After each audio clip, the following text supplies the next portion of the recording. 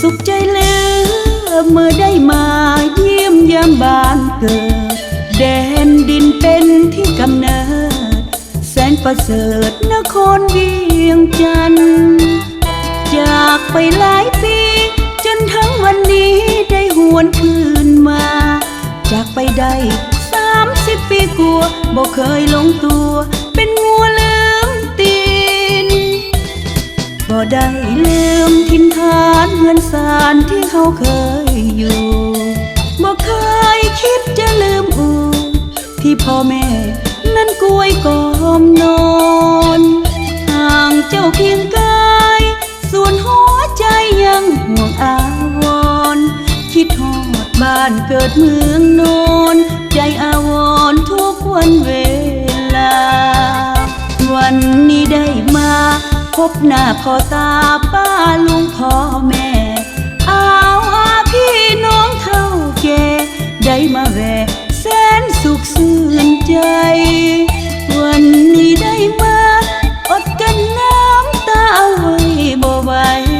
ข้านี้สุดที่ดีใจจนน้ำตาไหลเมื่อได้มาเห็นอยู่เมืองใดทิศแดนใดบ่คือบ้านเฮาข้าบ่อยากหนีไกลเจ้าบ้านเมืองเฮาหุ่งเฮืองอารามอยู่ดีกินดีเมืองเรามีประเพณีที่สวยงามอุดมสมบูรณ์ทุกอย่างมาร่วมสร้างบ้านเกิดเมืองนอน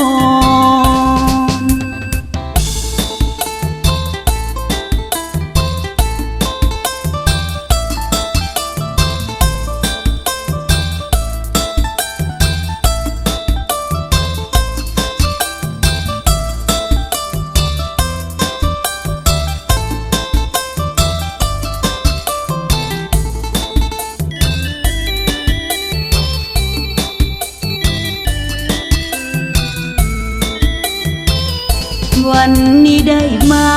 พบหน้าพ่อตาป้าลุงพ่อแม่อาพี่น้องเฒ่าแก่ได้มาแวะแสนสุขสื่นใจวันนี้ได้มาอดกันน้ำตาเอาไว้บ่ไหวข้านี้สุดที่ดีใจจนน้ำตาไหลเมื่อได้มาเห็นอยู่เมืองใดทิศแดนใดบ่คือบ้านเฮาข้าบ่อยากหนีไกลเจ้าบ้านเมืองเฮาหุ่งเฮืองอารามอยู่ดีกินดีเมืองเรามีประเพณีที่สวยงามอุดมสมบูรณ์ทุกอย่างมาร่วม